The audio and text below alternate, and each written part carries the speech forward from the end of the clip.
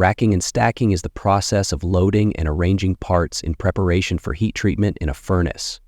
Subjecting parts to regulated heating and cooling cycles aids in achieving the desired mechanical properties. The parts must be racked and stacked properly to help obtain the following: uniform heating, uniform atmospheric control, and uniform quench cooling rates. Uniform heating is about achieving the correct temperature evenly throughout the part. Uniform atmospheric control involves maintaining consistent air or gas flow within the furnace to ensure a stable atmosphere throughout the heat treatment process.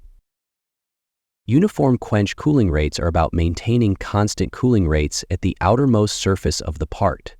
The interior of the part will begin to cool after the outermost surface cools.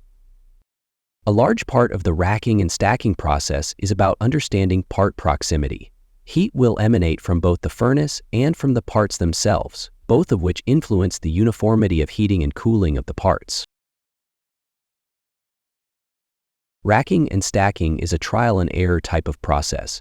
How items are successfully racked and stacked is typically a closely guarded trade secret for companies.